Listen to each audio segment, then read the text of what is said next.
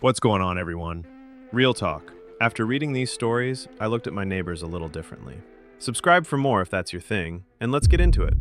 My husband, 32M, has been telling people I, 29F, murdered his missing sister. I'm terrified I'm starting to understand why. This is where it starts, not with accusations, with a phone. I, 29 female, need to get this out because I'm afraid if I don't tell anyone, I'll lose my mind. My husband, 32 male, is a good man. At least I always thought he was. We've been married 4 years. Then his sister Emma disappeared 8 months ago. She was 31, lived alone, went to work, and never came home. Her apartment was untouched. Her car was still there. Police investigated but hit nothing. It became one of those missing persons cold cases. My husband didn't move on. He got angrier, quieter, started making weird comments at family dinners. Things like, "You never really know what someone's capable of," or "Not everyone's innocent." Strange jabs that made no sense. A few weeks ago, I was looking for his Uber app on his phone when he stepped away to take a call. I wasn't snooping. My finger landed on his notes app and I saw it, a file labeled Timeline. I opened it without thinking. He came back in maybe 10 seconds and just changed. His face went blank. He ripped the phone from my hands. "Don't ever touch that again," he said. His voice was cold. "That's private. That's invasive." I asked what it was, about Emma, and he shut down. Won't discuss it, won't acknowledge it exists. But I saw it, and I know what it meant. His sister went missing. No body, no answers. Just 8 months of silence while he got colder. His face, the way he reacted, that wasn't the face of someone protecting privacy. That was the face of someone protecting secrets. And now, the pieces are starting to come together in a way that terrifies me. A week later, a conversation over coffee made everything shift. Sarah was nervous when she brought it up. Why was my husband telling people I'd had something to do with Emma's disappearance? I stared at her blankly. She explained. His cousin had mentioned it casually, that he'd suggested I knew more than I was saying, that maybe I'd been jealous, that my timeline didn't add up.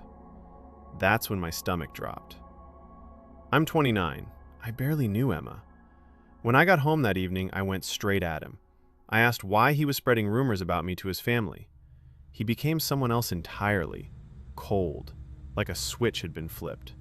He said he wasn't spreading anything, that I was being paranoid, that this is what always happens when I get too involved in his family drama.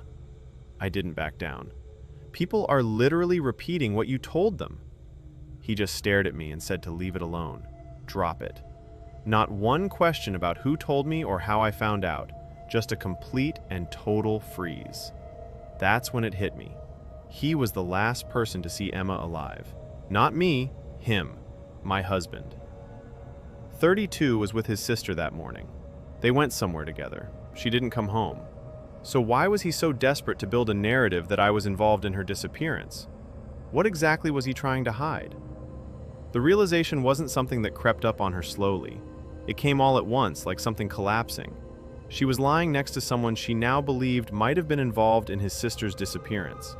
And his entire strategy had been to make sure everyone, including her, thought she was the guilty one instead. The timeline, the secrecy, the accusations. It was all pointing the same direction, and she couldn't unsee it. Slowly, the pattern became impossible to ignore. I don't know where to start. I've been married to my husband for 3 years, and looking back at the last 8 months, since Emma disappeared, I'm seeing the isolation pattern. My friend stopped coming around, not because he said anything outright, but constant little comments. "Sarah drinks too much," or "I'm surprised you still talk to Mike. Didn't he hit on you?" He made it sound protective. One by one, everyone faded. The isolation goes deeper. I don't have email on my phone. He said it drains the battery. He reads my texts, opens my mail, tracks my location on Find My iPhone. When I asked to track him back, he called it paranoid thinking. But what froze my blood was the notebook in his desk. Dates I'd called my sister, times I'd left the house without him, specific locations all logged. When I asked, his face went blank, like when I ask about the timeline file. "You're being invasive," he said. "I'm sleeping in the same bed as someone I'm beginning to believe killed his sister. I'm terrified to leave, terrified to stay. I don't know what's real anymore, and I don't know how to get out of this." The comment section exploded with validation and dread. 8 months and no closure is unbearable. If you have any reason to suspect him, the police need to know. Cold cases get reopened with new information all the time. I'm sorry, but this is terrifying to read. The fact that he's isolated you from his family already, that they believe his lies, means he's already built his narrative. You need to act fast. But one comment made her pause. "This is genuinely chilling. Please go to the police with the timeline file and everything else. You need documentation of all his accusations, too. He's either guilty or dangerously unstable. Either way, you're not safe. Trapped in lies now." "I want to, but I'm terrified. If I go to the police and tell them I think my husband was involved in Emma's disappearance, and I'm wrong, I've just nuked my marriage and made him look like a victim of a paranoid wife. And if I'm right, if he actually did something, he'll know I went to them. He's smart. He's careful. I feel like he's already 3 moves ahead of me." She posted that reply at 3 in the morning. By dawn, her mind was made. OP came back with an update. She'd finally gotten into that timeline file. I contacted the detective. He wants to talk to me about what I found. I don't even know where to start. I managed to get into the file on his laptop when he left it open. My hands were shaking so badly I could barely type the password. The timeline wasn't a calendar. It was a log. Dates, times, locations, all from the day Emma disappeared. Every single entry that day had both their names. They were together the entire time. Breakfast at 7:47 a.m. Lunch at that cafe near her apartment, 12:45 p.m. Back to his car, 1:30 p.m. Everything accounted for, documented like someone was building proof of something. But proof of what? The realization didn't hit me. It slammed into me. He was with her the whole day, and then she was gone. And then he came home and started telling people I killed her. He fabricated that accusation, preemptively. Before anyone could even ask him questions about his whereabouts, he was already pointing at me, making sure everyone believed I was the dangerous one. I contacted the police anonymously yesterday. I told them everything about the timeline, the accusations, all of it. A detective called me this morning. We're meeting tomorrow. I'm terrified and relieved, and I don't know if I can breathe normally until this is over. The comment section erupted. People who had been skeptical suddenly understood the geometry of it. The accusation pattern itself is a red flag. Innocent people don't systematically tell multiple people that their spouse killed someone. This reads like deflection. Document everything. Exactly. This is textbook deflection. Creating a false narrative so elaborate that if questions come up about his whereabouts, he's already planted reasonable doubt about her instead. It's chillingly strategic for someone who's supposedly just grieving. The cold way he watches you, the sudden accusations, the denial, these are manipulation tactics. This is abuse, even if nothing else is happening. Please talk to a therapist who specializes in emotional abuse. I know. I've known for a while, but knowing and having proof are 2 different things. On to the next one. The detective's investigation hit a wall. No charges filed. No evidence deemed sufficient. Her husband denied everything, and she remained trapped with him, knowing exactly what he was capable of. Then, finally, OP had something new to share. I contacted the detective. He wants to talk to me about what I found. I gave the detective everything, the timeline, the notes, the dates that placed him with Emma that entire day. Days went by. A detective called and said they were still looking into it but didn't have enough to move forward. They said his denials were consistent. I started packing. I told him I was leaving. He said nobody would believe me anyway, that I was the one who looked unhinged now. I'm still here, not because I'm staying, but because an active case makes leaving complicated. Because nobody believes me. Because years of isolation make it hard to trust my judgment. The worst part is the knowing. It's waking up next to someone every morning certain, in my bones, that they know exactly what happened to their sister, and being utterly powerless except to leave. Then the detective called me back. His tone was different. He wants to go through everything again. The timeline, the notes, the phone records, everything I compiled. Something new had come in. I don't know what that means. But for the first time in weeks, I felt something other than trapped. Someone is actually listening. He asked me to bring the phone, my journal, and documentation. I'm going in tomorrow morning. I'm terrified and hopeful.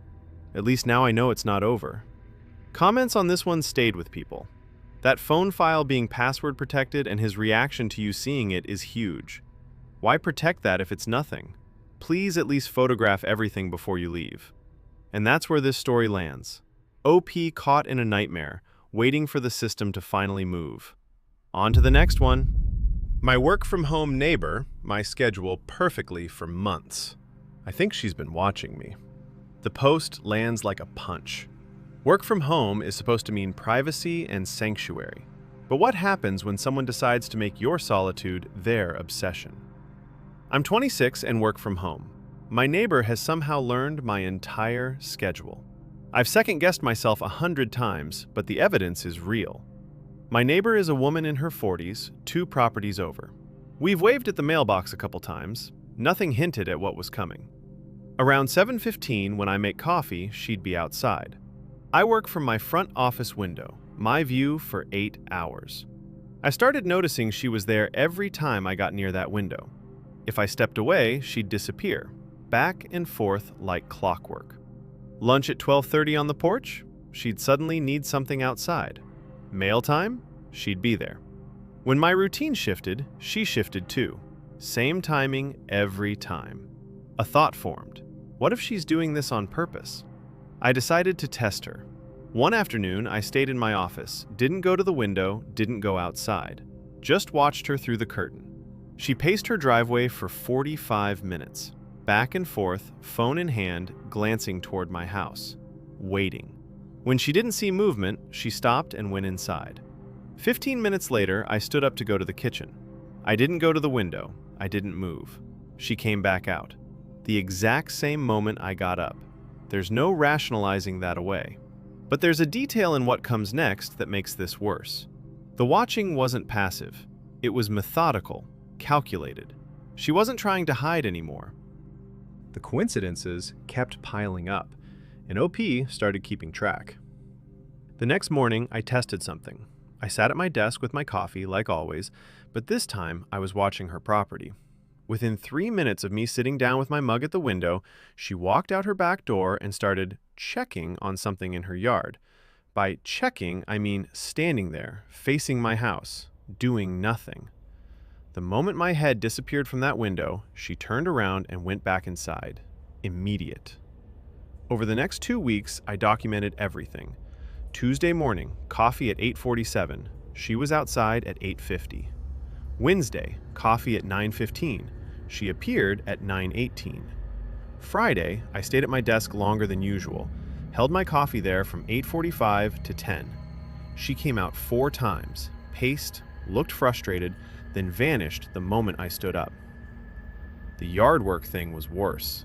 Any time I stepped outside, watering plants, checking mail, sweeping, she had some urgent yard task, mowing, trimming bushes, positioning herself where she could see my entire side of the property.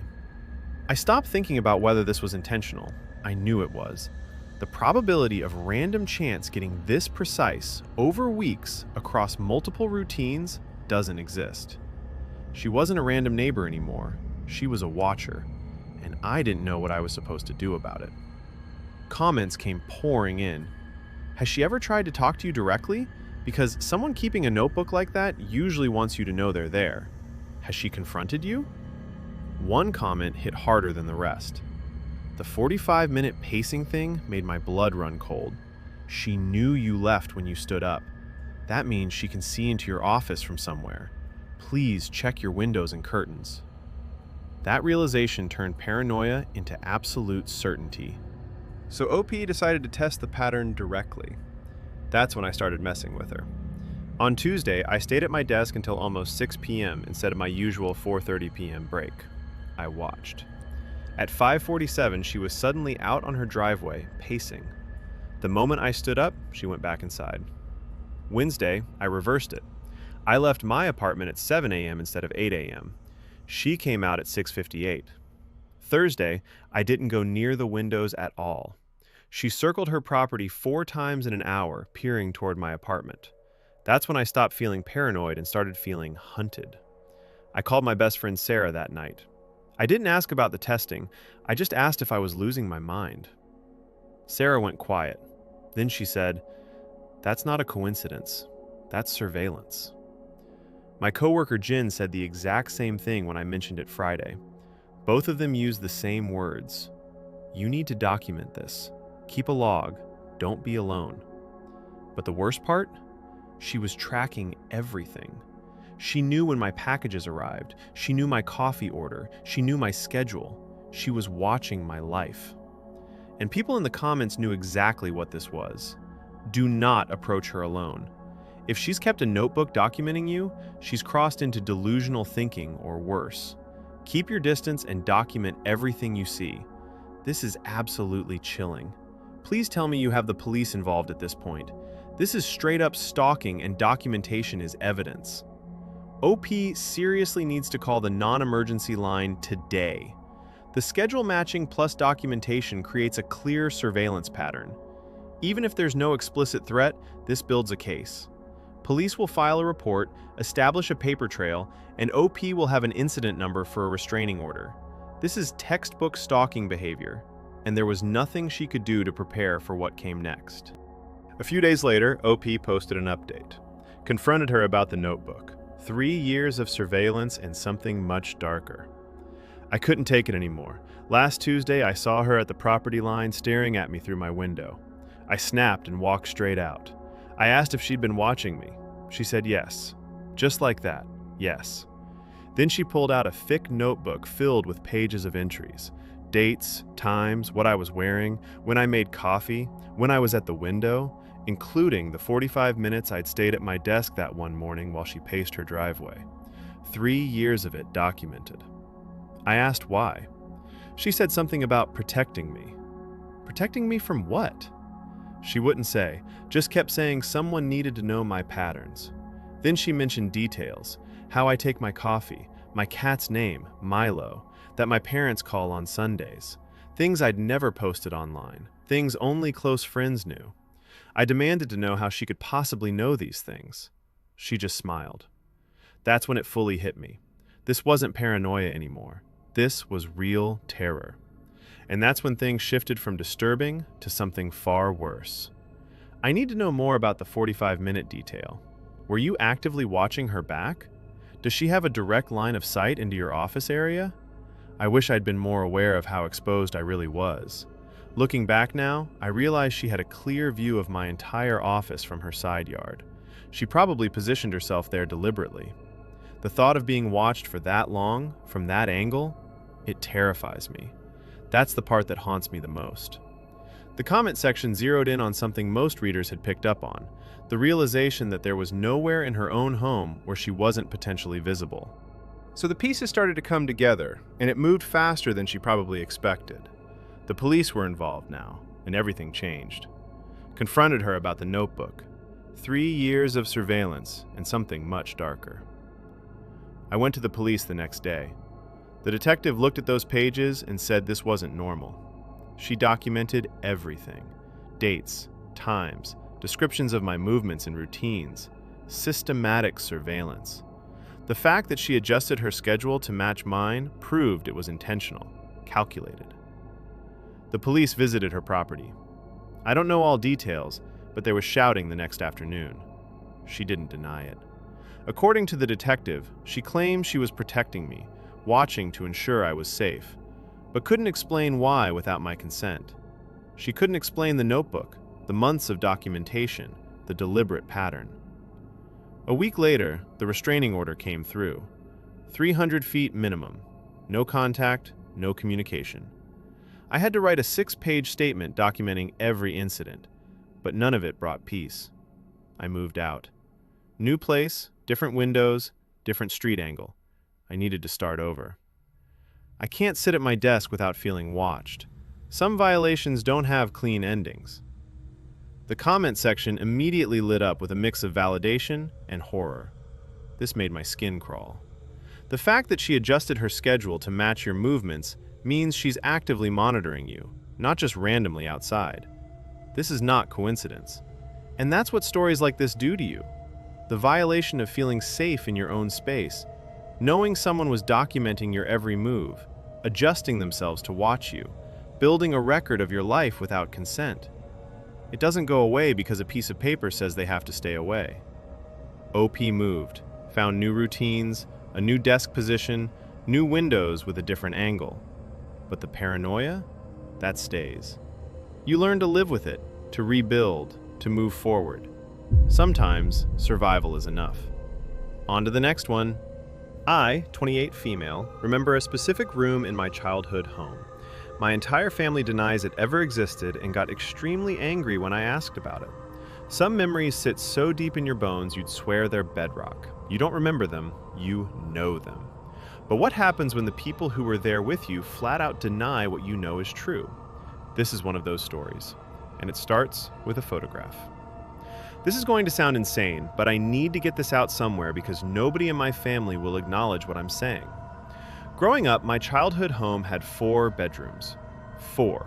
I'm absolutely certain of the layout. Hallway, master bedroom on the left, 2 smaller bedrooms on the right, and at the end of the hallway, the 4th bedroom. A locked door. My mother said it was for storage, that we didn't need to go in there. You just accept what your parents tell you as a kid. Last month, I'm helping my parents sort through old boxes in storage, and I find photographs from 1996. I'm flipping through them, and then I see it, clear as day. A photo of the hallway with the 4th bedroom door visible in the background. Not blurry, not ambiguous, the door is right there. This proves the room existed. So I show my parents. I'm not angry, just asking, what was this room used for? Why do you guys never talk about it? My dad goes quiet. My mother stares at the photo and looks me in the eye. She says, you need to stop making things up. There is no 4th bedroom. There never was. I felt my stomach drop. She's looking at photographic evidence and telling me it doesn't exist. Telling me I'm crazy for remembering something that is right there in the picture. And that's where it started to unravel. The photograph didn't settle anything. It made things worse. I brought the photo to dinner 2 days later. I'd printed it out, held it across the table. Look, this is the room. This is the 4th bedroom. I remember it. My mom stared at the image for maybe 5 seconds. Then she looked up at me and said, that's been edited, or it's from a different house. I felt my stomach drop. What? No, it's from our house. You can see the kitchen window reflection in the hallway. You're misremembering, my dad cut in. His voice was flat. There were only 3 bedrooms. Always 3. Stop. My mom's voice got sharp. Stop doing this. You're making things up and it's not okay. I wasn't joking. I wasn't making anything up. But I could feel the shift, the way their faces hardened, how my dad wouldn't even look at the photo anymore. This wasn't forgetfulness. This was deliberate. That night, I texted my older sister asking if she remembered the 4th bedroom. 3 hours later. There were 3 bedrooms. What are you talking about? My brother. Why are you bringing this up? There's no 4th bedroom. By the next morning, the family group chat lit up. My aunts, my uncles, my cousins, all saying the same thing.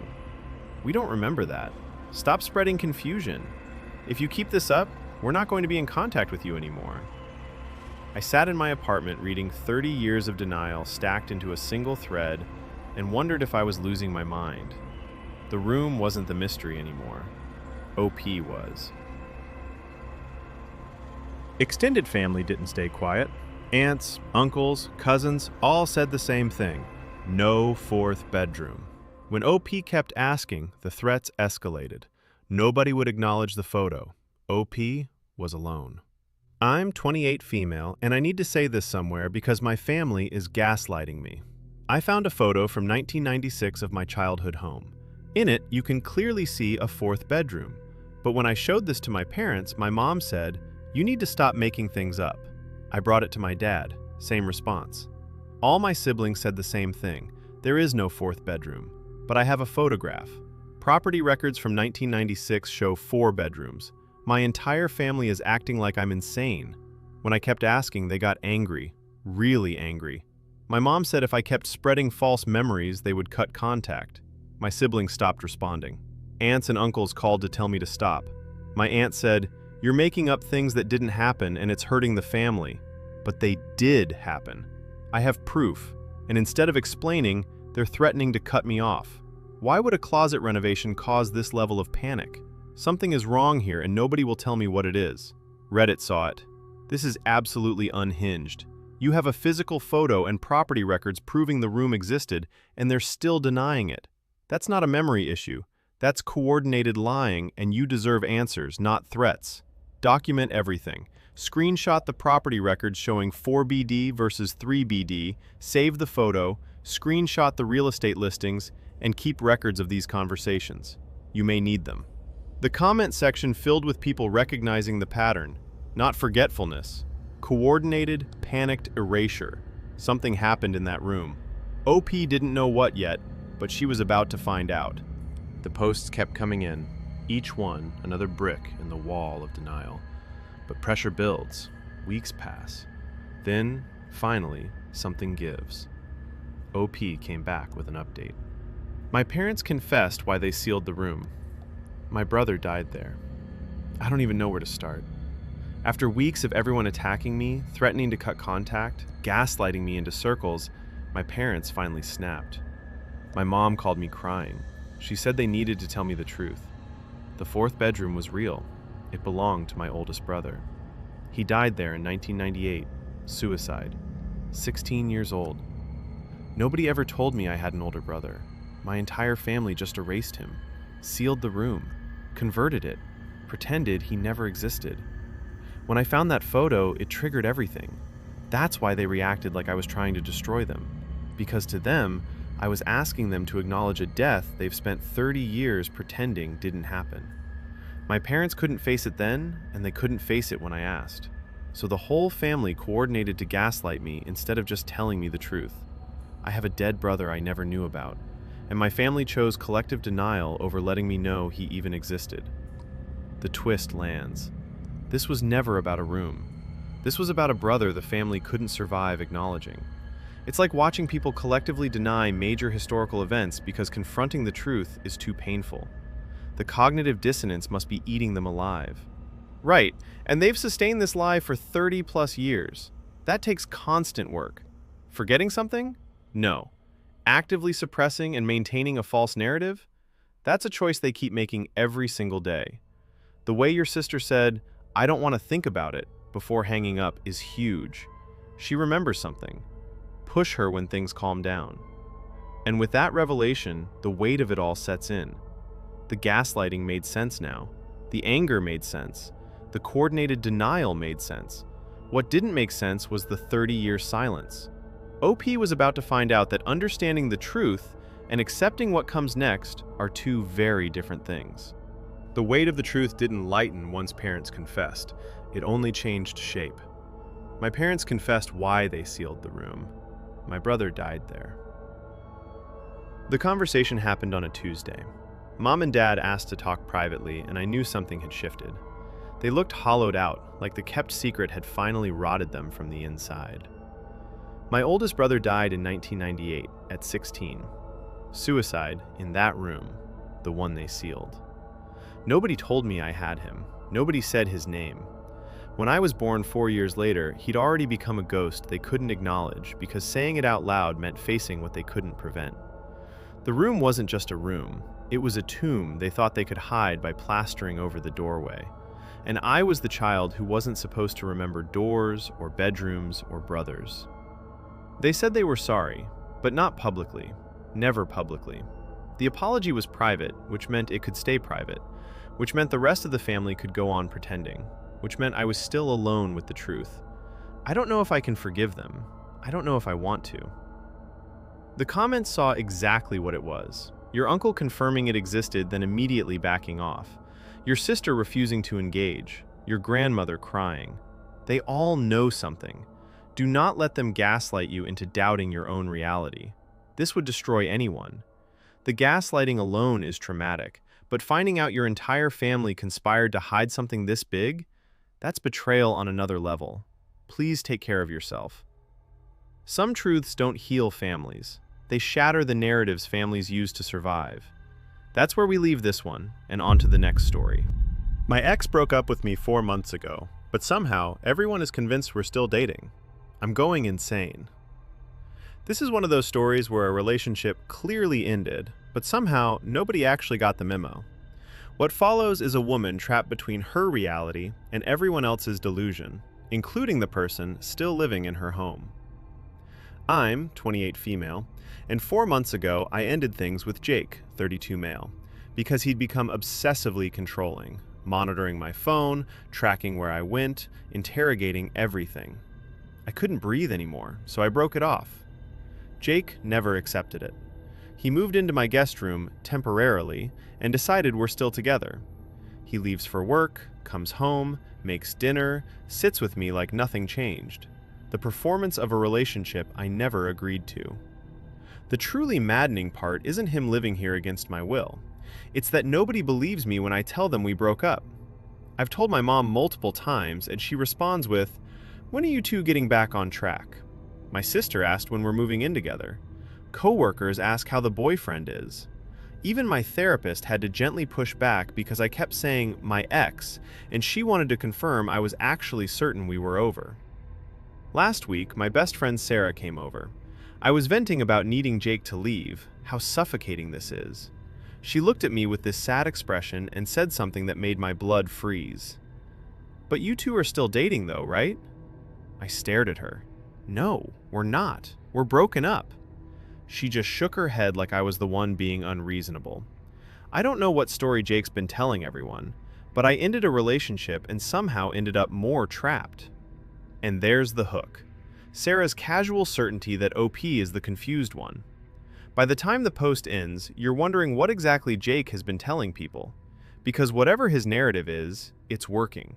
The entire support system believes they're still together. But then something worse than anger started to creep in. It wasn't just Sarah who thought we were still together. That's when I started paying attention to the weird comments. My mom called to ask how Jake's job interview went. I told her we weren't together anymore. She laughed. "He mentioned it when he visited." When had he visited her? My mom and I talk 3 times a week. Somehow she suddenly knew details about his life through him, not through me directly. Then my sister texted about how cute it was that Jake was helping me plan something. I wasn't planning anything. I texted back confused. She sent question marks like I was being weird. My dad's wife pulled me aside at his birthday dinner. "Jake's really trying to make it work. Just give him a chance." Give him a chance? He was living in my guest room because he refused to leave. My entire family thought we were reconciling. Then a friend I hadn't talked to in weeks texted to ask how things were going with Jake. They'd never even met him.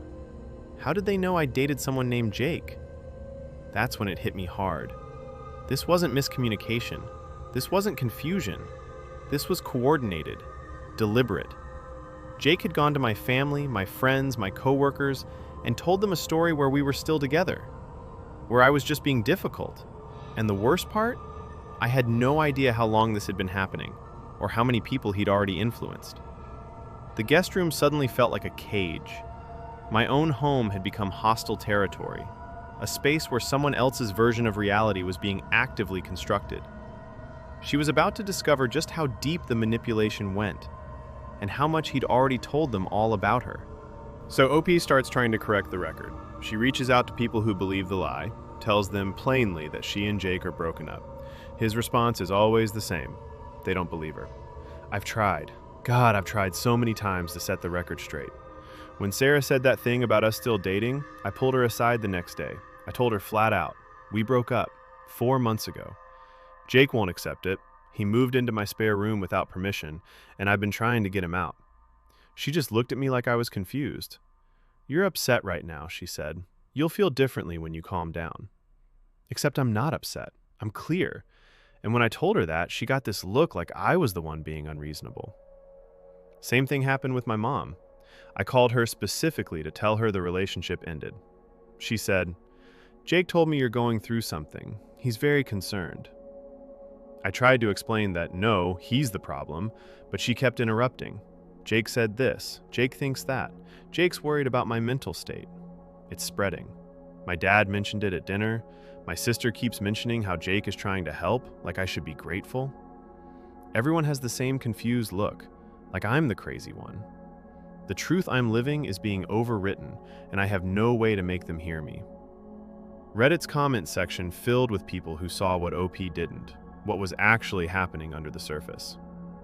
This is psychological abuse. He's isolated you and rewritten your mental health to your support system. That's deeply calculated. You need legal help and distance from him. Wait, he's been living in your apartment this whole time and your mom is taking his side? How long has he been telling her these lies? At least 3 months. He's been calling her, texting her updates on how I'm doing, positioning himself as the concerned boyfriend. My mom feels like she's helping by keeping him around. That's the trap. Everyone thinks they're being compassionate when they're reinforcing his control over me. I'm genuinely confused about why you're accepting their disbelief. Tell your mom flat out. He moved out. We broke up. Full stop. Why are you negotiating with them? The isolation wasn't just physical anymore. It was psychological. OP's reality being voted out of the room. A week later, OP finally worked up the nerve to confront Sarah directly. When she asked why everyone seemed convinced they were still dating, Sarah broke. I moved out and found out what else he told my family. I finally confronted Sarah last week at her place. She'd been avoiding me, but when I showed up, she knew why. The moment I asked her directly why everyone seemed to believe we were still together, she just broke. Started crying and admitting she felt guilty but scared. That's when it came out.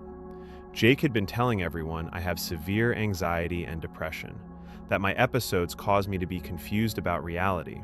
He positioned himself as the patient, loving boyfriend sticking it out to help me.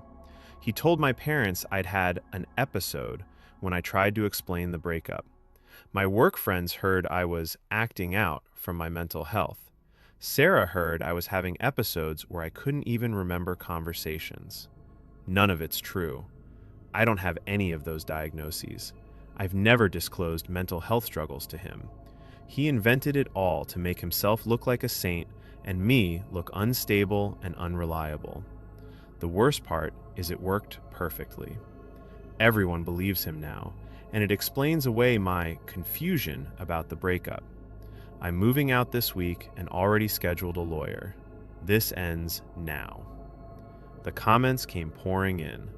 Get a lawyer, now. In many jurisdictions, he's established tenant rights just by living there months. You need legal action to evict him, not just asking. If everyone thinks you're still together, why not just tell them point blank, he's leaving this week, and follow through? Seems like you're accepting their version of reality. Because when OP tries direct approaches, he responds with emotional manipulation, crying to her family, making himself the victim. Then she looks like the bad guy. He's already poisoned the well by telling everyone she's mentally unstable. She has no credibility left with her own support system. Readers connected the dots immediately. 4 months in, OP made her choice. She couldn't keep living that way. Trapped in her own apartment with someone refusing to leave, watching everyone she cared about believe a distorted version of her life. So she broke the lease, got a lawyer, served papers. He fought it, dragged his feet, but eventually, it didn't matter. She wasn't living there anymore. Time to rebuild. I moved out and found out what else he told my family. 2 months after I moved, an old friend told me what else Jake had said. He hadn't made one consistent story. He tailored it. To my parents, he was the concerned boyfriend worried about my mental breakdown. To my ambitious friends, he was the victim of my jealousy. To others, we were still together and I was just confused. He'd told half my family I was unstable and trying to isolate him. To the other half, he was the savior keeping an eye on me because he feared I'd hurt myself. What struck me most was realizing he'd rewritten me out of my own story. He'd weaponized my mental health history against me, turned my support system into his audience, made people feel invested in believing the worst about me. Comments poured in. My ex tried narrative control too, not this extreme. The isolation is what terrifies me. Everyone thinks they're helping when they're actually complicit in the trap. Exactly. He'd weaponized my support system, People felt invested in the narrative he created. It wasn't just gaslighting, he'd made everyone around me complicit in my isolation. This is what narrative control looks like. OP lost her voice in her own life, had her mental health weaponized, and watched everyone she loved become unwitting participants in her isolation. She's safe now, but the damage lingers. That is the last story for today.